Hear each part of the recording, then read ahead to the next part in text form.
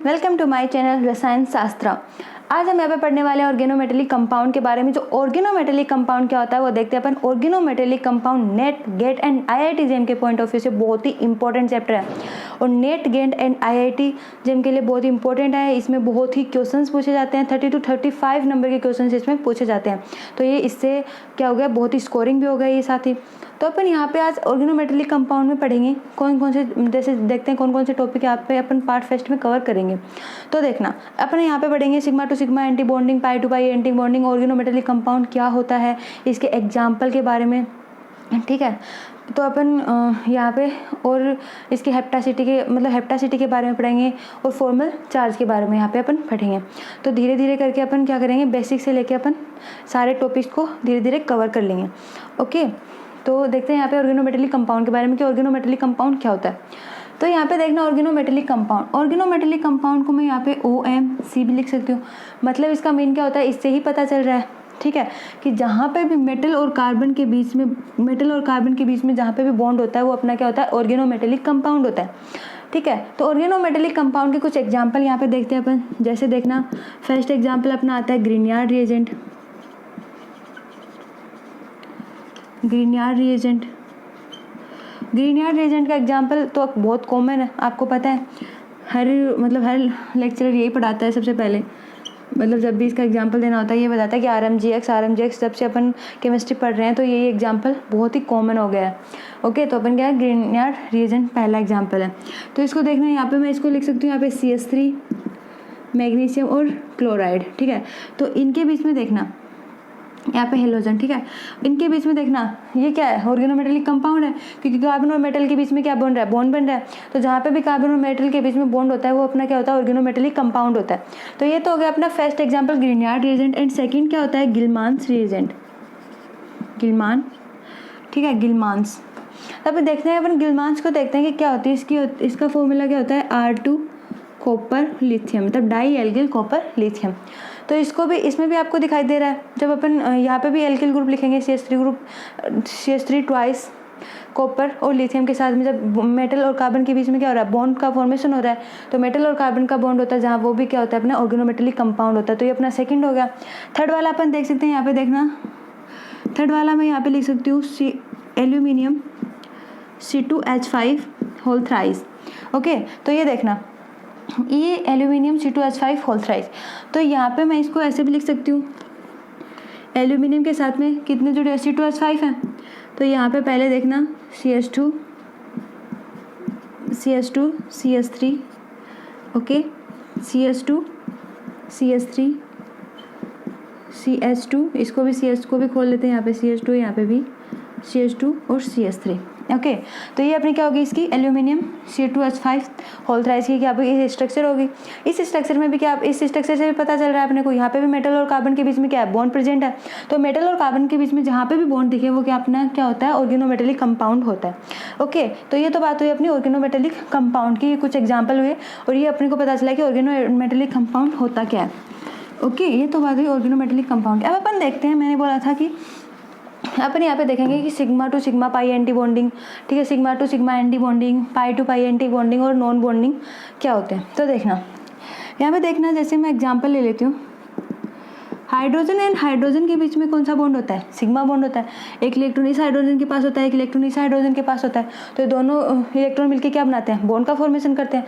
तो यहाँ पे क्या प्रेजेंट होता है, सिग्मा बॉन्ड प्रेजेंट होता है, ठीक है, सिग्मा बॉन्ड है यहाँ पे। अब देखते हैं अपन पाई बॉन्ड किस में प्रेजेंट होता है। तो देखना कार्बन के पास में एक हाइड्रोजन CH2 ग्रुप जुड़ा हुआ है, ठीक है, यहाँ पे डबल बॉन्ड है, कार्बन के साथ में एक हाइड्रोजन और यहाँ पे भी एक हाइड्रोजन, ठीक है। तो यहाँ पे ये क्या हो गया, ये कौन सा बॉन्ड है, पाई बॉन्ड है। इसके पास में भी 2 इलेक्ट्रॉन है, ठीक है, इसके पास में भी 2 इलेक्ट्रॉन है पाई बॉन्ड के पास में, एक ये वाला और एक ये वाला, ठीक है, और एक सिग्मा बॉन्ड के पास में भी 2 इलेक्ट्रॉन है, दोनों हाइड्रोजन के पास में। तो ये मिलकर क्या बना रहे हैं, आपस में बॉन्ड का फॉर्मेशन कर रहे हैं। तो दोनों मेटल और कार्बन में बता रही हूँ आपको कि बॉन्ड का formation sigma to sigma anti bonding, pi to pi anti bonding and non bonding, ठीक है, इनके बारे में बता रही हूँ कि मतलब ये इनके बीच में बॉन्ड कैसे कैसे बन सकते हैं, ठीक है। तो ऑर्गेनोमेटेलिक कंपाउंड का ये एक पार्ट है। तो यहाँ पे देखना आप नेक्स्ट देखते हैं अपन, जैसे नाइट्रोजन के ऊपर 2 लोन पेयर होते हैं, यहाँ पे हाइड्रोजन है, यहाँ पे हाइड्रोजन और यहाँ पे हाइड्रोजन, ये अमोनिया की स्ट्रक्चर होती है। तो यहाँ पे जो लोन पेयर होते हैं वो इसको क्या बोल सकते हैं अपन, नॉन बॉन्डिंग, ठीक है। ये अपने क्या होते हैं, नॉन बॉन्डिंग की स्ट्रक्चर होती है। तो यहाँ पे देखना sigma to sigma anti bonding, pi to pi anti bonding and non bonding. तो यहाँ पे देखना आप बताना कि सिग्मा से सिग्मा क्या करेगा, सिग्मा H2 जो ये हाइड्रोजन H2 है यहाँ पे, ठीक है, ये जो H2 ग्रुप जुड़ा हुआ है यहाँ पे, ये जो H2 है, H2 क्या करेगा, H2 डोनर करेगा। तो वह H2 जब ये हाइड्रोजन है, H2 ग्रुप है यहाँ पे, तो ये डोनेट करेगा तो किससे करेगा, सिग्मा बॉन्डिंग से करेगा, ठीक है। और ये जब ये एक्सेप्ट करेगा तो किससे करेगा, सिग्मा एंटी बॉन्डिंग। सिग्मा से क्या करेगा, देखना यहाँ पे मैं स्ट्रक्चर बना देती हूँ इसकी, जैसे देखना यहाँ पे क्या है, एक सेकेंड, यहाँ पे क्या है, 2 इलेक्ट्रॉन है, ये क्या है, सिग्मा बॉन्डिंग, ठीक है। और ये क्या है, सिग्मा एंटी बॉन्डिंग। ये क्या एक्सेप्ट करेगा, ये क्या करेगा, डोनर करेगा, ये डोनेट करेगा अपने इलेक्ट्रॉन, इसके पास में 2 इलेक्ट्रॉन प्रेजेंट है, ये अपने इलेक्ट्रॉन डोनेट करेगा, ये क्या करेगा अपने, ये इसके इलेक्ट्रॉन को एक्सेप्ट करेगा। तो ये क्या हो जाएगा, एक्सेप्टर हो जाएगा, ठीक है। ये क्या हो जाएगा, डोनर हो जाएगा। तो देखना मैं इसको ऐसे बना सकती हूँ इस स्ट्रक्चर को।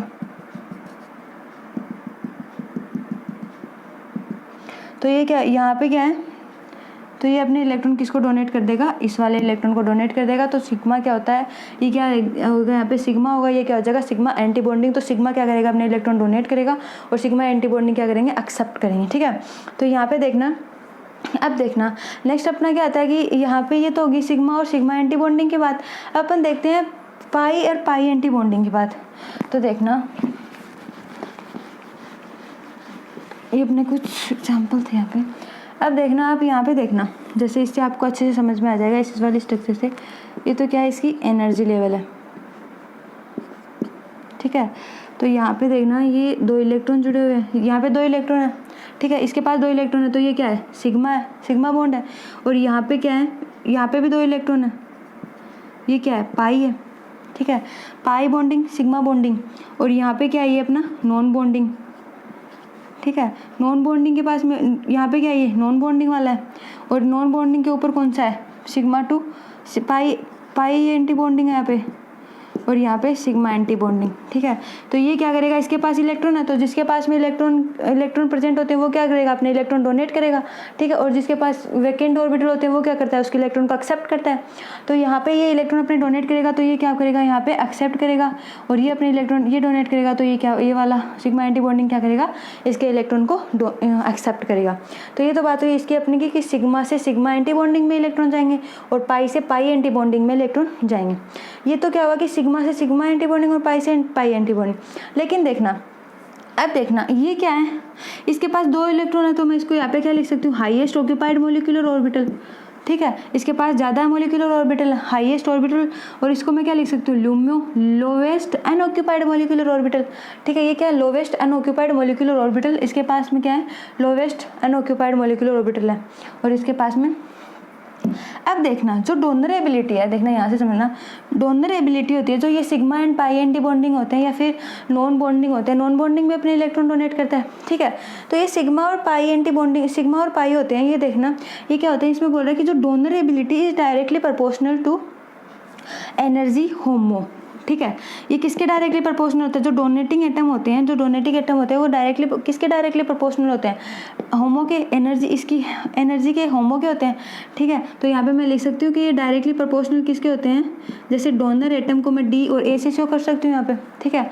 Donor atom is equal to donor atom directly proportional E और होमो, ठीक है। लेकिन ये देखना ये तो था डोनर एटम का, ओके। अब देखते हैं अपन एक्सेप्टर का, ये तो था डोनर का। अब अपन देखते हैं एक्सेप्टर, यहाँ पे क्या है, ये एक्सेप्टर एबिलिटी, ये तो था डोनर एबिलिटी। और अब देखते हैं एक्सेप्टर एबिलिटी। एक्सेप्ट कौन करता है, sigma anti bonding and pi anti bonding, क्योंकि इनके पास वैकेंट ऑर्बिटल प्रेजेंट होते हैं।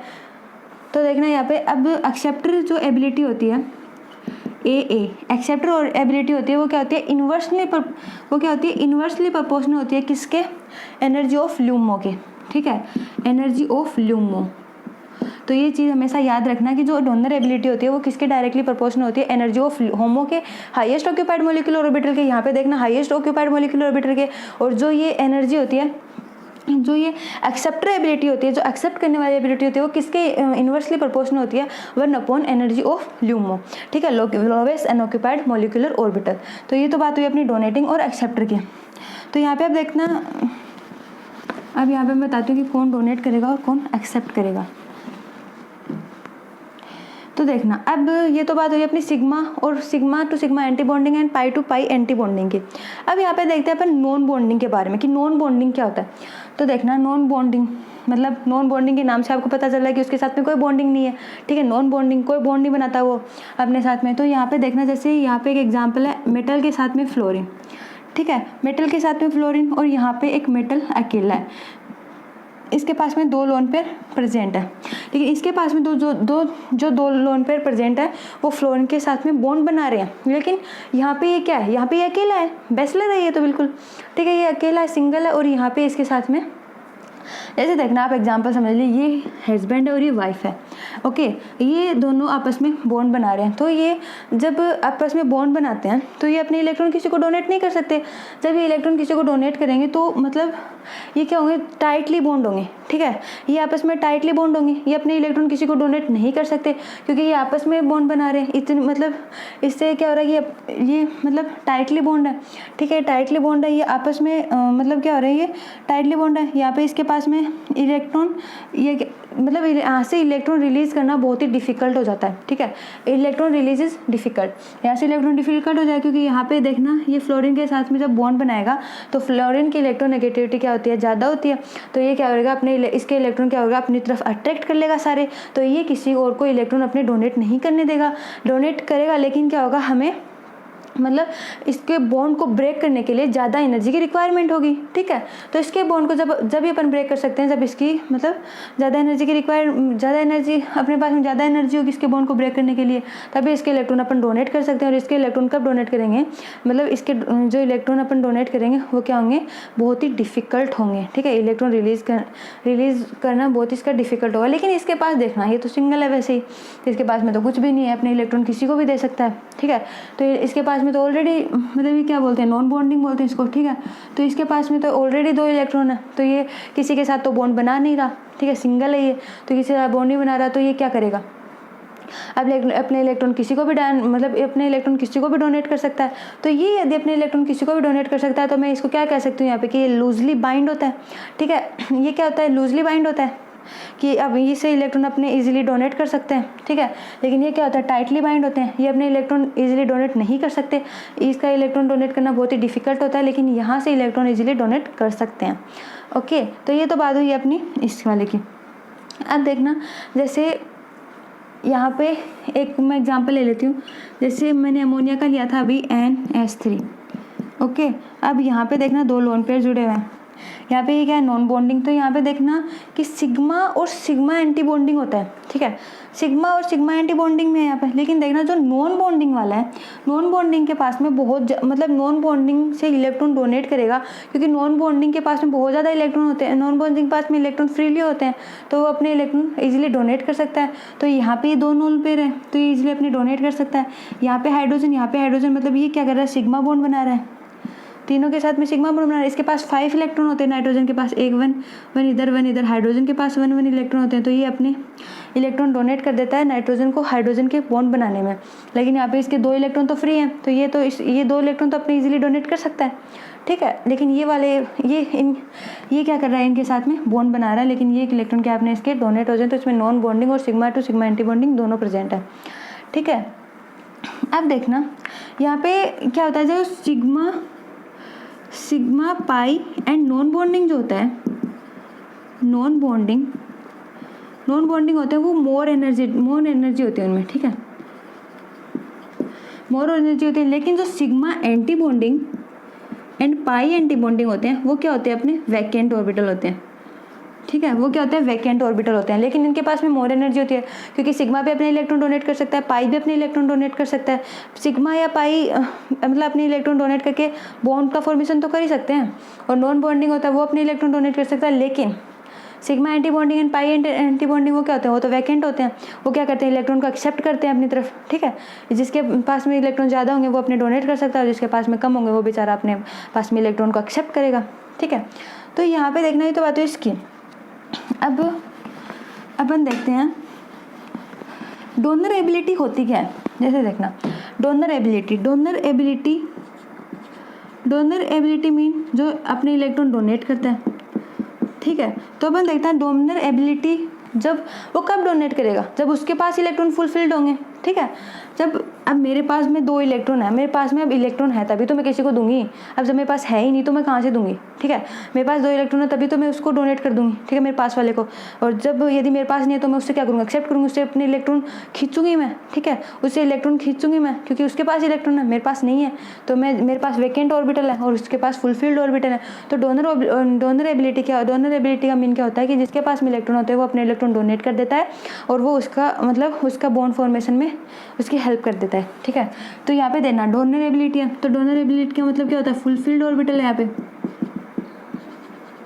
फुलफिल्ड ऑर्बिटल है। तो यहाँ पे ये फुलफिल्ड ऑर्बिटल है क्योंकि यहाँ पे इसके जो इलेक्ट्रॉन होते हैं वो पूरे कोस फुलफिल्ड होते हैं। तो यहाँ देखना, अब जब ये डोनर एबिलिटी होता है किन किन के बीच में होता है, मतलब यहाँ पे देखना सिग्मा डोनर होता है, ठीक है, सिग्मा डोनर होता है, पाई डोनर भी होता है एंड नॉन बॉन्डिंग भी होता है, नॉन बॉन्डिंग में होता है, ठीक है। तो डोनर एबिलिटी मैंने बताया था, donor ability directly proportional energy of HOMO. तो ये क्या होता है, सारे HOMO highest occupied molecular orbital होते हैं, तो इनके पास में इलेक्ट्रॉन प्रेजेंट होते हैं, तो ये क्या होते हैं, अपने इलेक्ट्रॉन डोनेट कर देते हैं, ठीक है। तो ये therefore in the case sigma donor, pi donor and bonding, okay. तो ये हो जाएगा, देखना जैसे अपन अब एक और चीज़ देखना यहाँ पे। अब अपन देखते हैं कि इनमें से सबसे ज़्यादा मोर स्टेबल कौन सा होता है, नॉन बॉन्डिंग होता है, पाई होता है या सिग्मा होता है, ठीक है। सबसे ज़्यादा इलेक्ट्रॉन डोनेट करने की कैपेबिलिटी किसकी होती है, कैपेसिटी किसकी होती है। तो देखना यहाँ पे देखना, मैं एग्जांपल लिख देती हूँ, जैसे NH3 अमोनिया, ठीक है।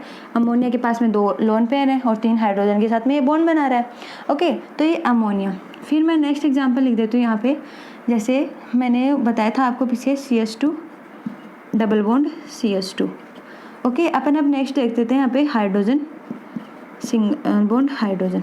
अब आपको दिखाई दे रहा होगा ये नॉन बॉन्डिंग वाला, ये पाई बॉन्डिंग और ये सिग्मा बॉन्डिंग, ठीक है।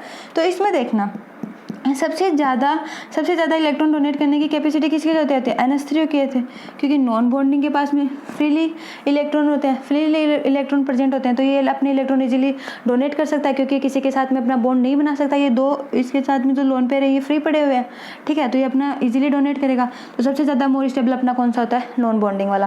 फिर इसके बाद हम देखना पाई वाला, क्योंकि इसके पास में क्या होता है, 2 इलेक्ट्रॉन प्रेजेंट होते हैं पाई के पास में, ठीक है। तो ये पाई वाला इससे ज़्यादा मोर स्टेबल होता है, पाई डोनर पाई वाला होता है। फिर उसके बाद में क्या होता है, अपना सिग्मा वाला, ठीक है, ये सिग्मा वाला और ये पाई वाला और ये नॉन बॉन्डिंग वाला, ठीक है। ये इसकी स्टेबिलिटी ऑर्डर है। अब देखना यहाँ पे ऑर्डर ऑफ डोनर एबिलिटी हो गया इसका, ठीक है। अब अपन बात करते हैं, जैसे देखना ऑर्डर ऑफ डोनर एबिलिटी। अब देखते हैं अपन अपना एक्सेप्टर ऑफ डोनर एबिलिटी, ये तो हो गया अपना ऑर्डर ऑफ डोनर एबिलिटी, ठीक है। अब देखते हैं एक्सेप्टर, ऑर्डर ऑफ का पता चल गया, नॉन बॉन्डिंग, फिर पाई, फिर सिग्मा, ठीक है। अब देखते हैं एक्सेप्टर ऑफ, यहाँ पे देखना अब क्या बात करते हैं अपन, order of acceptor ability, order of acceptor ability. Order of acceptor ability की जब अपन बात करते हैं तो देखना इसमें क्या होता है, जो एक्सेप्ट कौन करेगा, जिसके पास में एम्प्टी ऑर्बिटल होंगे, मतलब बिल्कुल वैकेंट होगा, जिसके पास में खाली ऑर्बिटल प्रेजेंट होंगे। तो देखना सबसे पहले अपन किसको लिख सकते हैं, एम्प्टी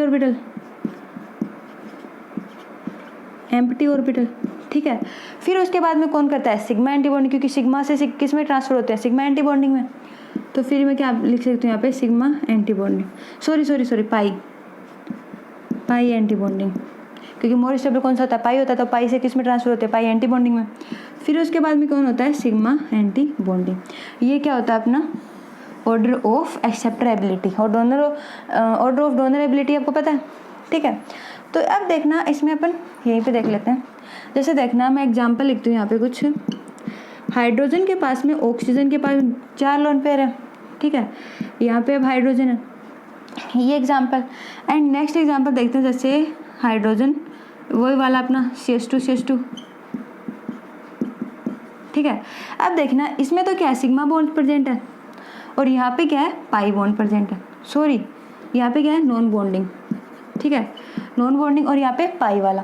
अब इन दोनों के में कंपेयर करके देखना है कि डोनर एबिलिटी किसकी ज़्यादा होती है। यहाँ पे डोनर एबिलिटी का ऑर्डर पूछा है तो किसकी ज़्यादा होगी आपको पता है, नॉन बॉन्डिंग की होगी, पाई की इससे कम होगी, फिर सिग्मा की। ओके, तो ये तो गया ये एग्जाम्पल।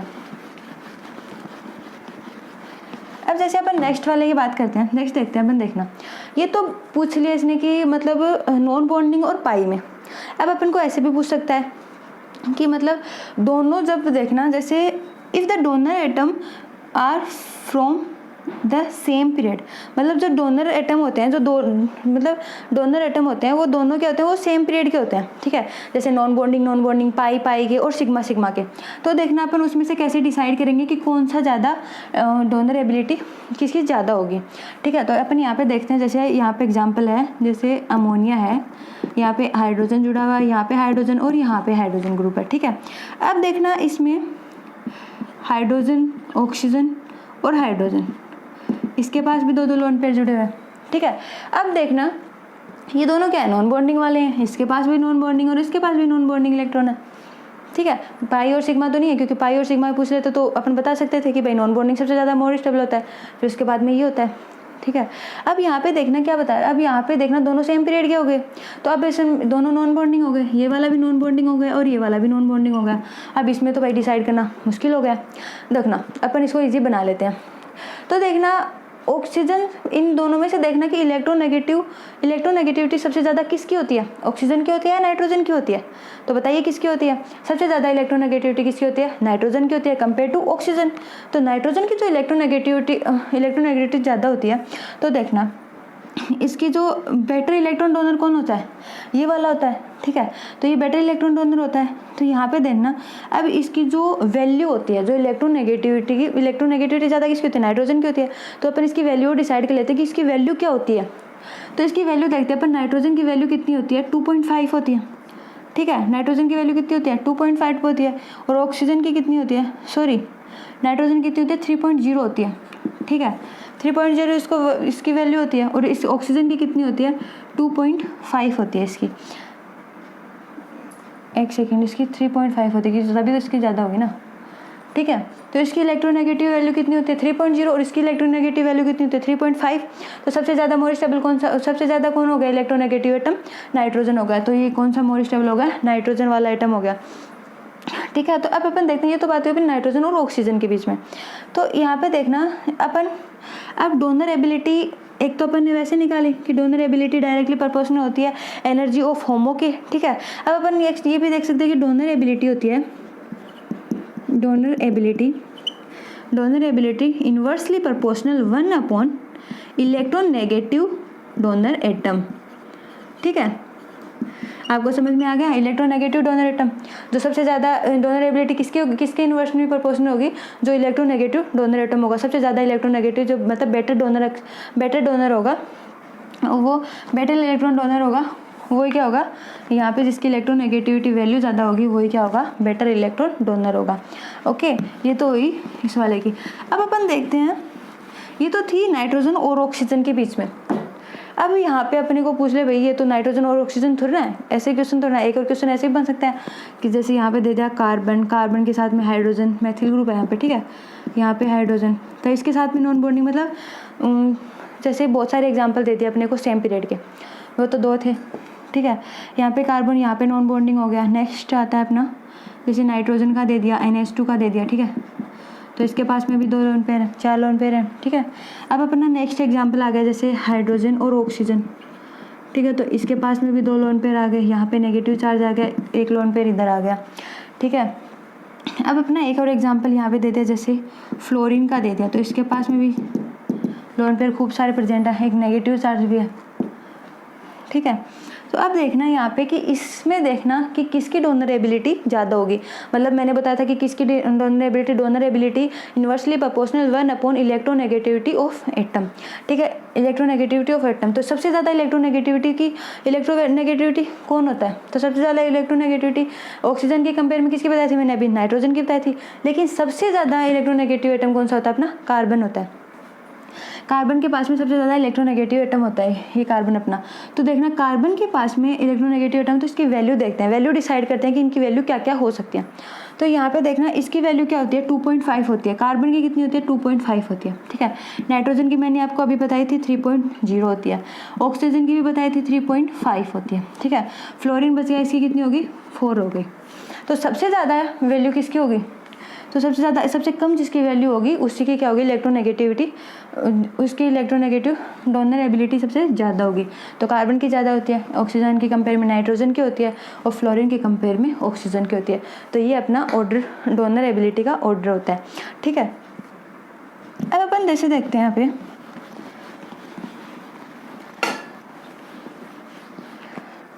यहाँ पे देखना, ये तो बात हुई अपनी इसकी। अब देखना जो मतलब आपने देखना डोनर एबिलिटी किस किस के मतलब डायरेक्टली प्रोपोर्शनल होगी। पहले एनर्जी ऑफ होमवर्क की हुई थी, फिर अब डायरेक्टली प्रोपोर्शनल वो क्या डोनर एबिलिटी इन्वर्सली प्रोपोर्शनल होगी 1 इलेक्ट्रोनेगेटिविटी ऑफ एटम। अब देखना जो डोनर एबिलिटी है वो किसके डायरेक्टली प्रोपोर्शनल होगी, साइज के डायरेक्टली प्रोपोर्शनल होगी। तो देखना कैसे होगी, अपन देखते हैं। जैसे यहाँ पे फ्लोरीन है, फ्लोरीन के पास में 4 लोन पेयर जुड़े हुए हैं, ठीक है। तो मैं इसको यहाँ पे 2p भी लिख सकती हूँ, 2p ऑर्बिटल है इसके अंदर। क्लोरीन है, क्लोरीन के पास में भी इलेक्ट्रॉन जुड़े हुए हैं, 8 इलेक्ट्रॉन है, ठीक है। अब यहाँ पे ब्रोमीन के पास में भी है, तो ब्रोमीन के पास में भी इलेक्ट्रॉन जुड़े हुए हैं, ठीक है। और यहाँ पे आयोडीन के पास में भी है, तो आयोडीन के पास में भी इलेक्ट्रॉन 8 इलेक्ट्रॉन जुड़े हैं।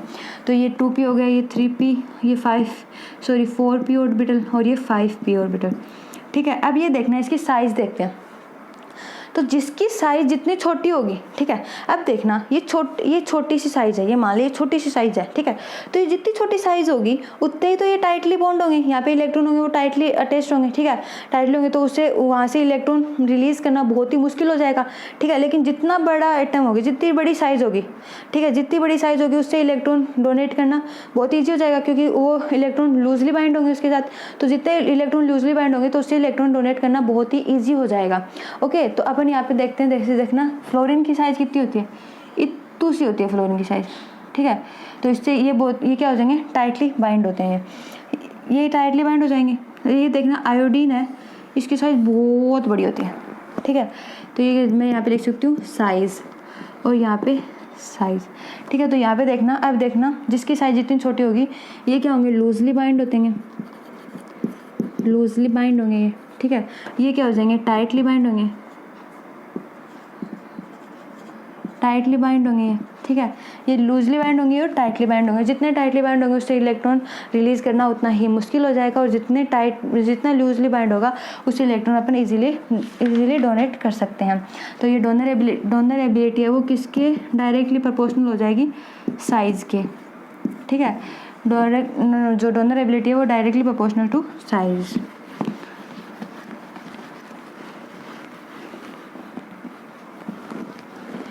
तो यहाँ पे देखना अपना नेक्स्ट कौन सा आता है। जैसे देखना अब बात करते हैं अपन, एक और एग्जांपल आता है अपना विल्किंसन कैटालिस्ट का, ठीक है। तो विल्किंसन कैटालिस्ट का अपन एग्जांपल यहाँ पे लिख सकते हैं, जैसे रोहेडियम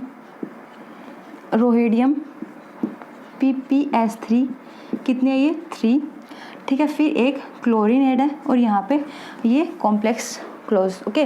तो यहाँ पे देखना ये अपना कंपाउंड है। तो इसके जब अपन स्ट्रक्चर ड्रॉ करते हैं यहाँ पे, तो देखना it is a square planar complex. ये क्या होता है स्क्वायर प्लेनर कॉम्प्लेक्स होता है। तो जो रोहेडियम होते हैं इसकी कितनी होते हैं, इसके पास कितने इलेक्ट्रॉन प्रेजेंट होते हैं 9, ठीक है। इसके पास कितने 9 होते हैं। तो अपन देखते हैं कि 9 को अपन कैसे कैसे लिख सकते हैं। तो देखना 2 लोन पेयर यहाँ पे हैं, ठीक है, 2 लोन पेयर यहाँ पे अटैच हैं, 2 यहाँ पे, 2 यहाँ पे अटैच हैं और 2 यहाँ पे। अब देखना मैं नेक्स्ट सेकंड पेन मतलब दूसरे पेन से आपको शो कर देती हूँ, आपको इजीली समझ में आ जाएगा। अब ये क्या होता है,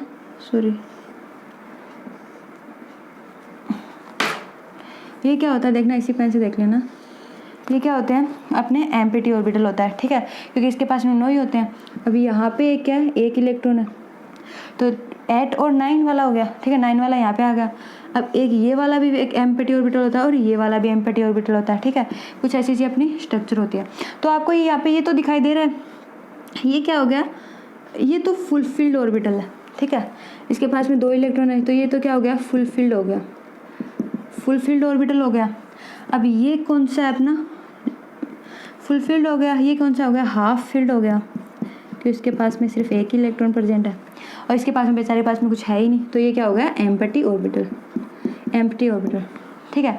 तो अब देखते हैं अपन यहाँ पे ये ग्रुप यहाँ पे अटैच करके देखते हैं। तो यहाँ पे देखना रोहेडियम वाला है, ठीक है। रोहेडियम के साथ में यहाँ पे क्या जुड़ा हुआ है, क्लोरीन। यहाँ पे PPS3 ग्रुप, 3 ग्रुप जुड़े हुए हैं ना यहाँ पे। तो यहाँ पे ये भी PPS3, ठीक है, और यहाँ पे भी PPS3 ग्रुप जुड़ा हुआ है, ठीक है। तो ये है अपने पास में। तो यहाँ पे देखना यहाँ पे 2 लोन पेयर जुड़े हुए हैं, यहाँ पे 2 लोन पेयर जुड़े हुए हैं, यहाँ पे 2 लोन पेयर जुड़े हुए हैं और यहाँ पे 2 लोन पेयर जुड़े हुए हैं, ठीक है। तो ये अपनी क्या होगी, स्क्वायर प्लैनेट कॉम्प्लेक्स हो गई, किसकी, विल्किंसन कैटालिस्ट की। ओके, तो ये तो बात हुई अपनी इस वाले की। इसके पास में देखना ये यहाँ पे एक बॉन्ड है, तो ये तो अपना एक डोनेट कर देगा। ये इसके पास में 2 होते हैं इलेक्ट्रॉन, तो ये अपना बॉन्ड अपने आप बना लेगा, ये भी अपना बॉन्ड अपने आप बना लेगा और ये भी अपने आप बनेगा। बाकी क्या होंगे, सारे नॉन बॉन्डिंग होंगे, ठीक है।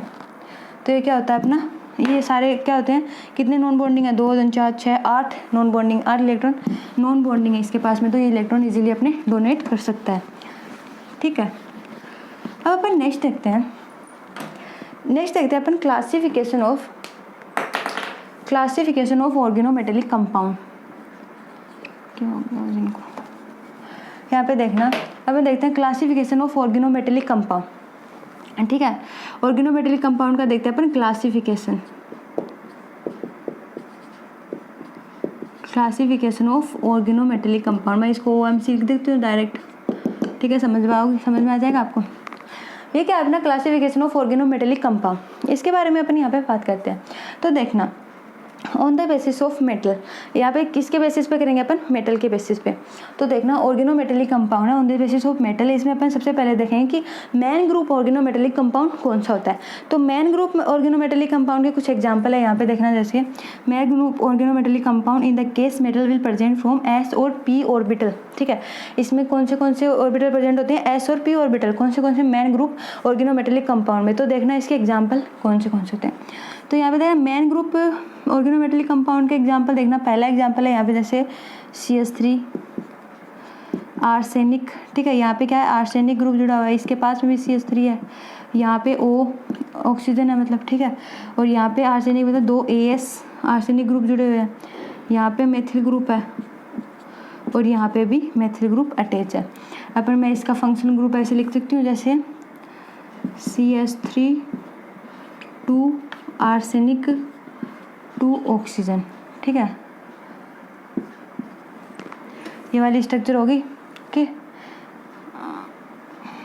आर्सेनिक के बाद में 2 लग जाएगा, ठीक है, कि दोनों 2 है ना, कि 4 CH3 ग्रुप जुड़े हुए हैं, आर्सेनिक भी 2 है यहाँ पे और यहाँ पे एक ऑक्सीजन ग्रुप जुड़ा हुआ है।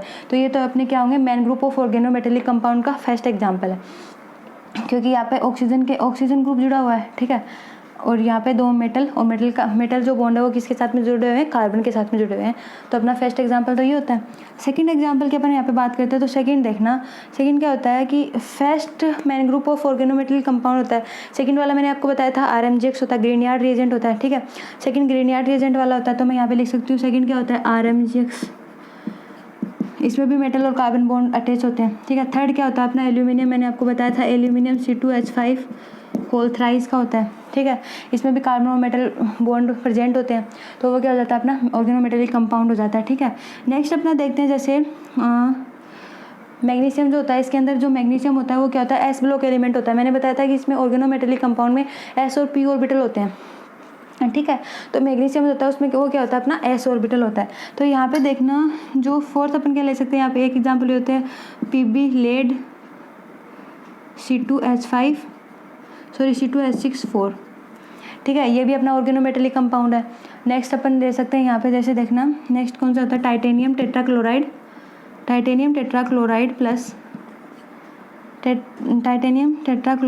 प्लस एल्यूमिनियम C2H5, ठीक है। तो ये ओलिफिनिक पॉलीमराइजेशन है, ये जिंगलर नाटा कैटालिस्ट है, ये आपको याद होगा, ठीक है। ये क्या है, जिंगलर नाटा कैटालिस्ट। अब अपन यहाँ पे ये क्या अपने organometallic main group of organometallic compound है ये फर्स्ट मेन।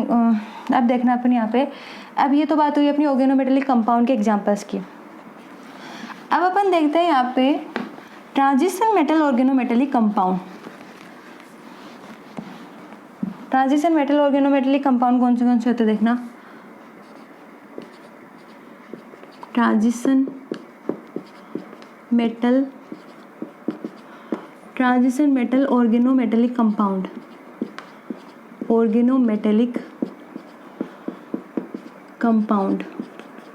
तो यहाँ पे देखना, इसमें देखना अपन फर्स्ट एग्जांपल किसका लेते हैं, आपने नाम सुना होगा जैसे साल्ट का, ठीक है।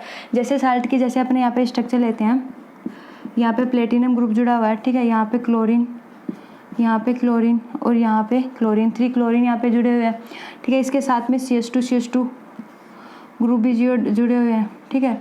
तो ये क्या होता है अपना जैसे साल्ट। जैसे साल्ट की क्या होती है स्ट्रक्चर होती है first transition metal organometallic compound की स्ट्रक्चर है, ठीक है, नोन एज जैसे साल्ट। तो अपन मैं इसको यहाँ पे क्या लिख सकती हूँ, जैसे साल्ट के स्ट्रक्चर है। ये तो हो गया अपना फर्स्ट एग्जांपल, ठीक है, first transition metal organometallic compound. Second अपना कौन सा होता है, यहाँ पे 2 तो CP ग्रुप होते हैं और 1 आयरन के साथ में जुड़ा हुआ है, मतलब कार्बन और मेटल का जो बॉन्ड जुड़ा होता है, मतलब ट्रांजिशन मेटल पूछ रहे हैं। जो ट्रांजिशन मेटल ऑर्गेनोमेटेलिक कंपाउंड में क्या होता है, 2 CP ग्रुप जुड़े हुए होते हैं और 1 आयरन। जैसे देखना मैं यहाँ पे आपको स्ट्रक्चर ड्रॉ कर देती हूँ।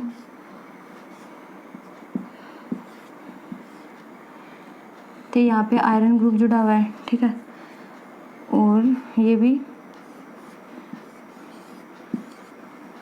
ये क्या होती है अपनी CP2Fe की स्ट्रक्चर होती है, ठीक है।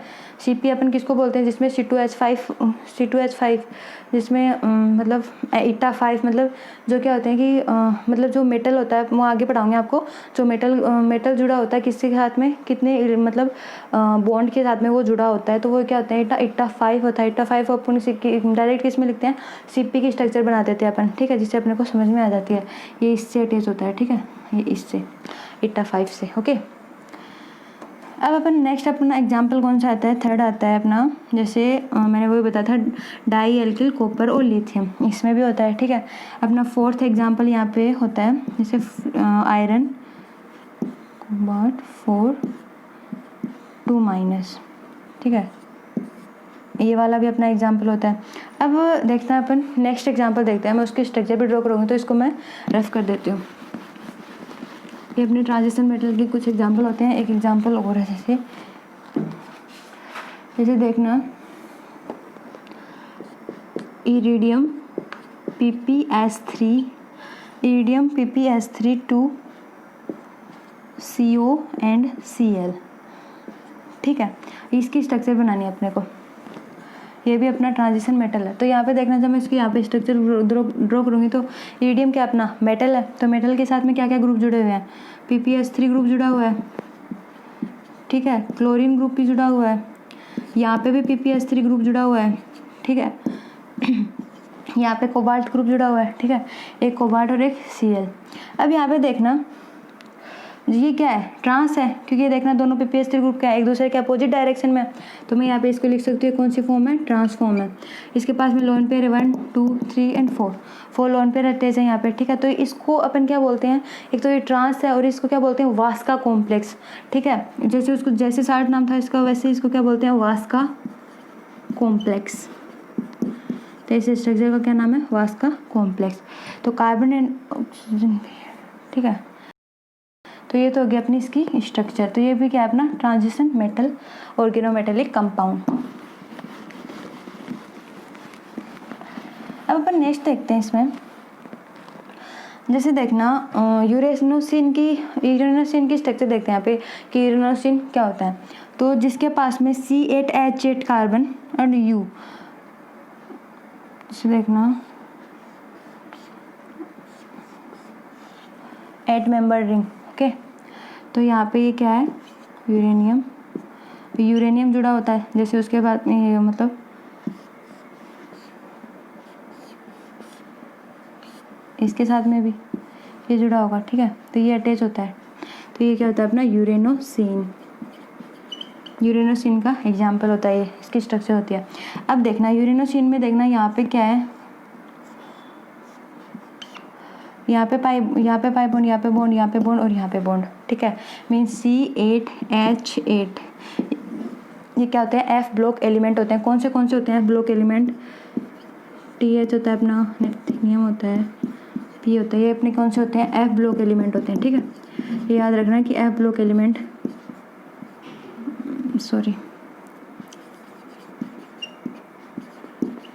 ये देखना आपने क्या होता है, हैप्लोक एलिमेंट क्या होता है, यूरेनस सिन की स्ट्रक्चर होती है, तो ये क्या होता है अपने हैप्लोक एलिमेंट होता है। अब ये तो बात हुई इसकी कुछ जनरल नॉलेज के बारे में। अब अपन यहाँ पे देखते हैं हेप्टासिटी, ठीक है, हेप्टासिटी यहाँ पे देखते हैं कि हेप्टासिटी क्या होती है। तो यहाँ पे मैं हेडिंग लगा लूँ यहाँ पे किसकी, हेप्टासिटी की, एक सेकेंड।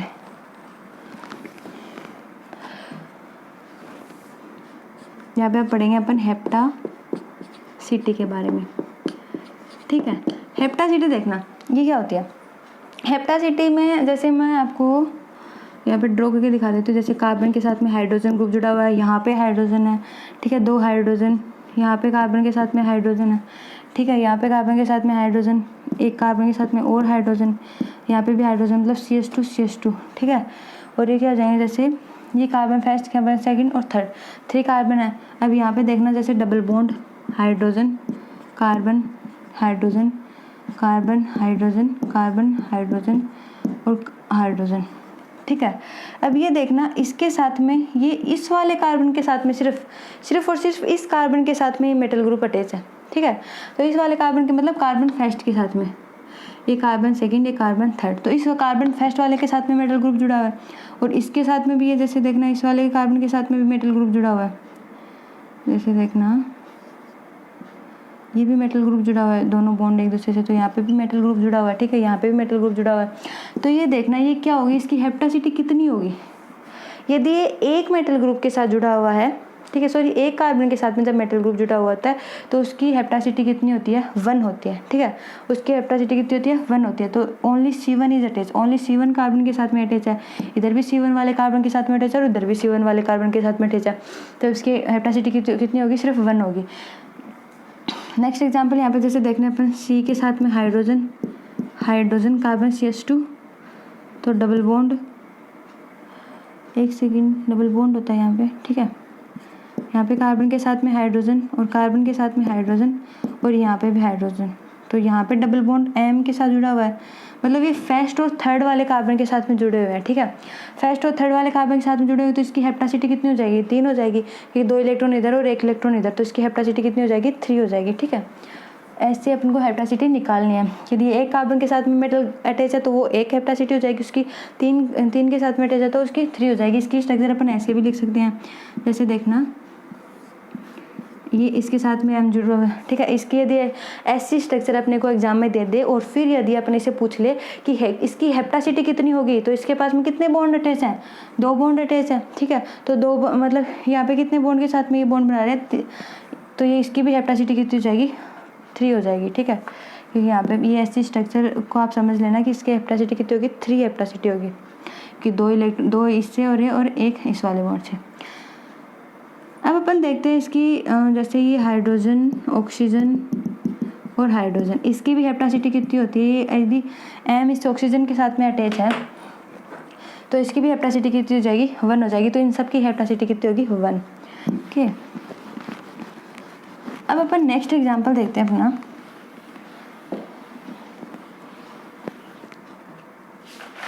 जैसे देखना इसको हेप्टासिटी को, जो हेप्टासिटी जितनी भी आती है उसको अपन रिप्रेजेंट किससे करते हैं, इट्टा से रिप्रेजेंट करते हैं, इट्टा से, ठीक है। कि मतलब वो 1 कार्बन से अटैच है तो इट्टा 1, यदि 2 कार्बन से तो इट्टा 2 और 3 कार्बन से अटैच है तो इट्टा 3, 4 से 4 इट्टा 4, इट्टा 5, ठीक है। इसको अपन किससे अटैच करते हैं, इट्टा से अटैच करते हैं, ठीक है। तो ये अब हम जैसे इसकी स्ट्रक्चर भी होती है, जैसे मेटल, इट्टा के पास में X और ये लिगेंड। तो यहाँ पे देखना जो मेटल होता है, सॉरी जो X होता है, ये क्या होता है, X होता है, उसको X इज हेप्टासिटी। X की जगह अपने को क्या लिखना है कि हेप्टासिटी कितनी है, वो कितने मेटल कितने कार्बन के साथ में अटैच है। तो X की जगह पे अपन क्या लिख सकते हैं, हेप्टासिटी, ठीक है। X is hapticity, L is the ligand, L क्या होता है, लिगेंड होता है, ठीक है। और X number of donor atom attach with the metal M, ठीक है। M होता है वो क्या होता है, सॉरी X होता है वो क्या होता है कि X number of donor atom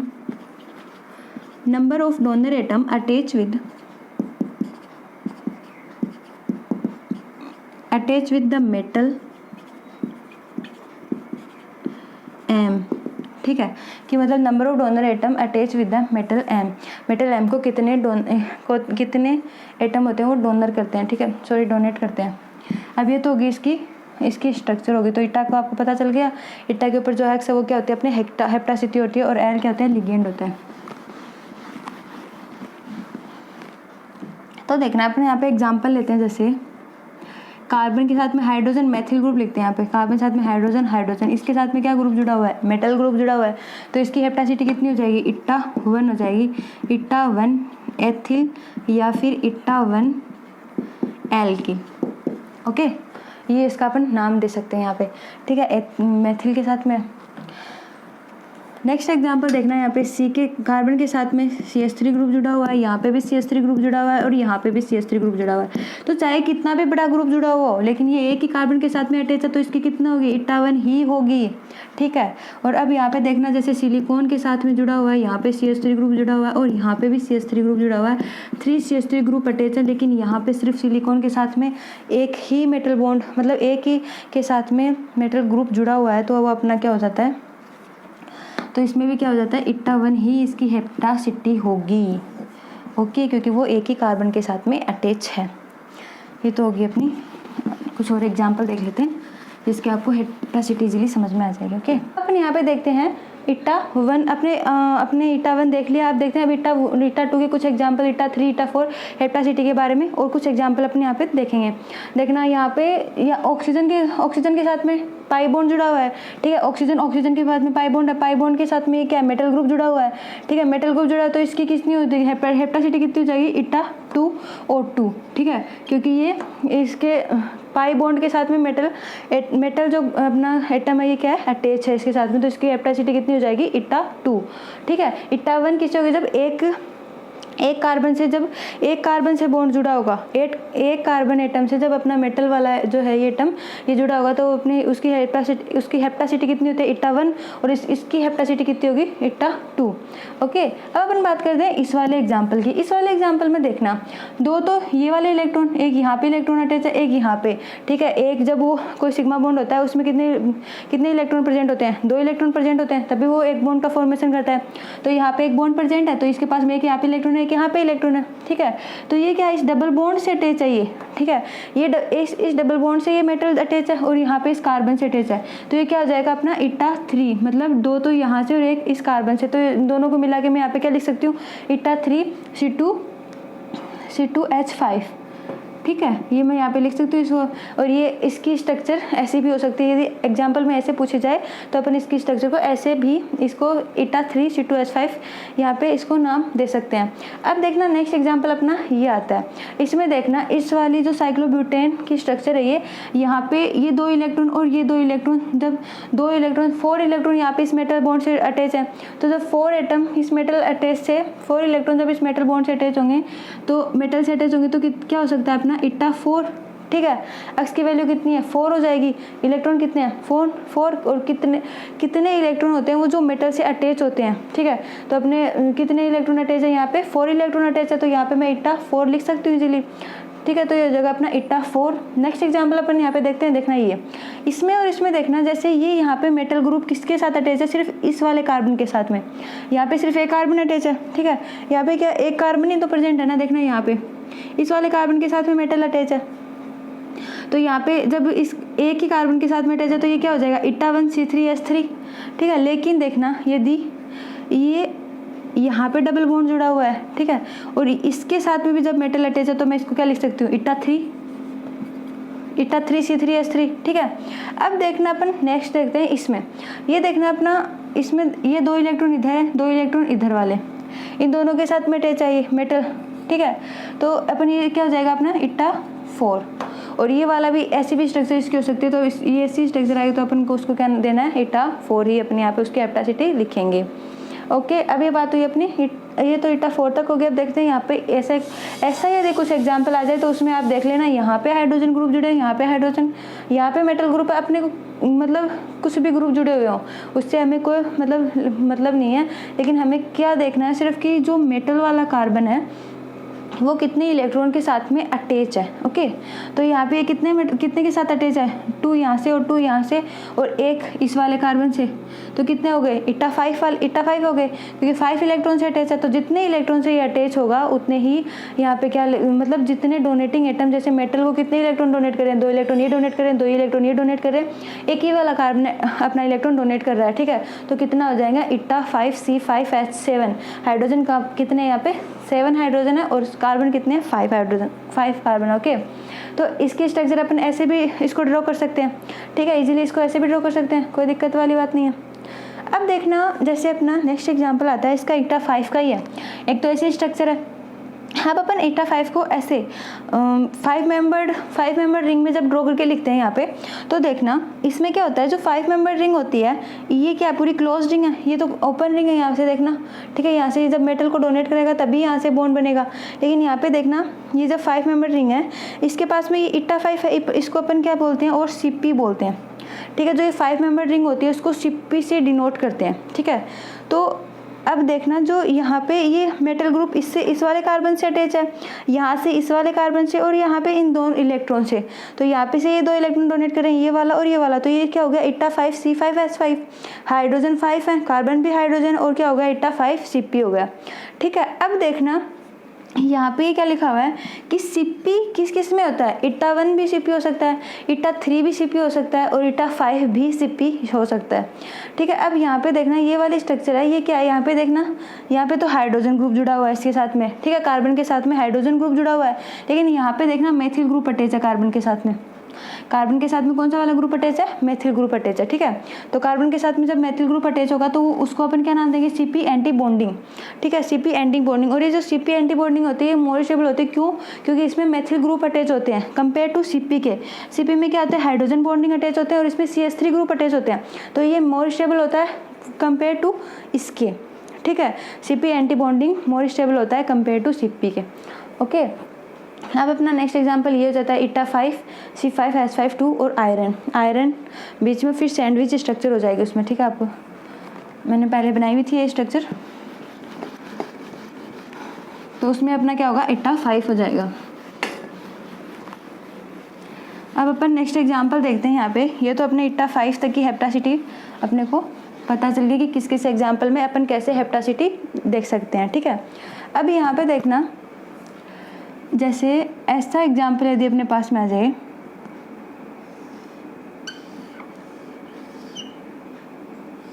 यदि ऐसा एग्जाम्पल एग्जाम में आ जाए, डबल बॉन्ड यहाँ पे जुड़ा हुआ है, एक डबल बॉन्ड यहाँ पे जुड़ा हुआ है। ठीक है, एक डबल बॉन्ड यहाँ पे जुड़ा हुआ है।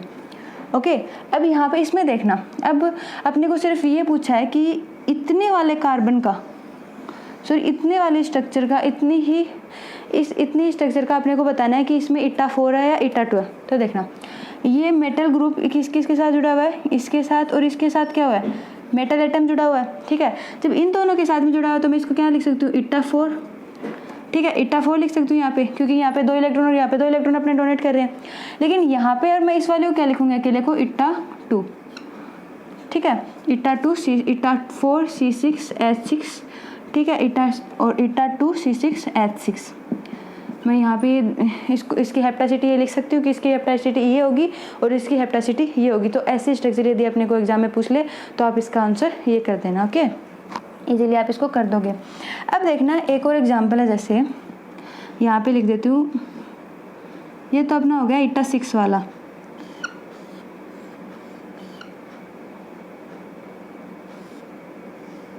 ये देखना कुछ ऐसी स्ट्रक्चर है, इसके पास में यहाँ पे हाइड्रोजन ग्रुप जुड़ा हुआ है, यहाँ पे हाइड्रोजन, यहाँ पे भी हाइड्रोजन है, यहाँ पे भी हाइड्रोजन, यहाँ हाइड्रोजन और एक हाइड्रोजन यहाँ पे। ठीक है, अब देखना यहाँ पे डबल बॉन्ड है, डबल बॉन्ड कितने हो गए, 6 इलेक्ट्रॉन हो गए डबल बॉन्ड में। ठीक है, 6 इलेक्ट्रॉन है यहाँ पे, 6 इलेक्ट्रॉन ये, और एक यहाँ पे जब मेटल एटम जुड़ा हुआ है साथ में इनके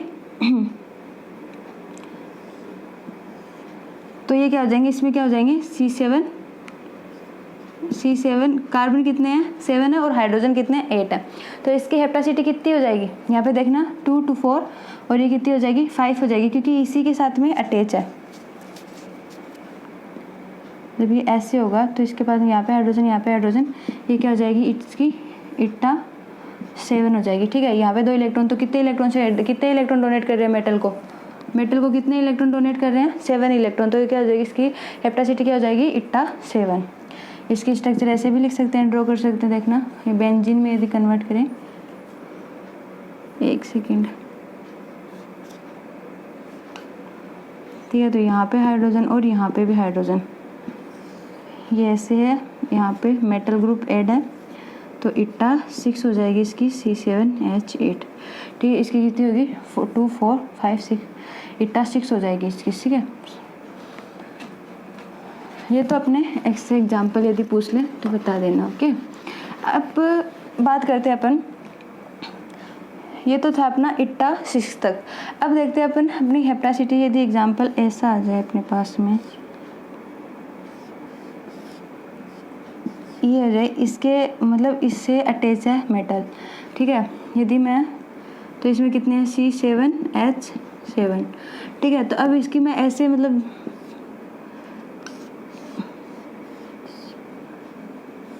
ये कितने हो गए? 7 है। तो यहाँ पे डबल बॉन्ड जुड़ा हुआ है। ठीक है, यहाँ पे डबल बॉन्ड जुड़ा हुआ है, यहाँ पे, तो इन तीनों के साथ में यदि जब मेटल ग्रुप ऐड है यहाँ पे, तो ये क्या हो जाएगा? इट्टा 7 हो जाएगा ये। ठीक है, इसकी हेप्टासिटी कितनी हो जाएगी? इट्टा 7। ओके,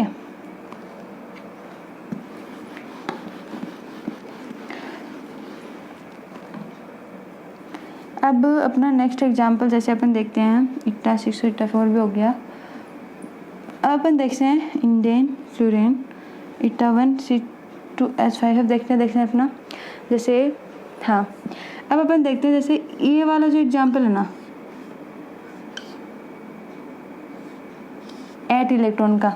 ठीक है, इसमें क्या है? 8 मेम्ब्रेन रिंग है। ठीक है, 8 मेंबर जो यहाँ पे रिंग है, इसमें यहाँ पे डबल बॉन्ड प्रेजेंट है, यहाँ पे और यहाँ पे डबल बॉन्ड प्रेजेंट है। तो ये जब इसके साथ में मेटल बॉन्ड जुड़ा होगा तो अपन इसको क्या लिखेंगे? COT के नाम से। तो इसमें कितना हेप्टासिटी इसकी? इट्टा 1, क्योंकि इसी वाले के साथ में जुड़ा हुआ मेटल, तो इसकी क्या जाएगी? इट्टा 1 हेप्टासिटी हो जाएगी। और देखना,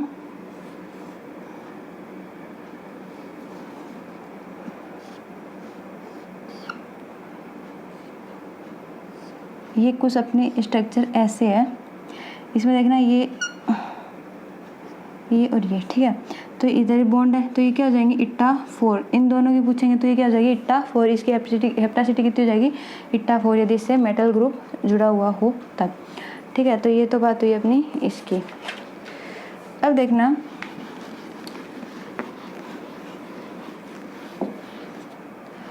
अब अपन बात करते हैं यहाँ पे, अभी ये तो अपनी कंप्लीट हुई हेप्टासिटी। ठीक है, आपको समझ में आ गई होगी। अब अपन नेक्स्ट लेक्चर में पढ़ेंगे फॉर्मल चार्ज के बारे में। ठीक है, कि फॉर्मल चार्ज क्या होता है, अपन उसको कैसे कैलकुलेट करते हैं फॉर्मल चार्ज को। Okay, thank you.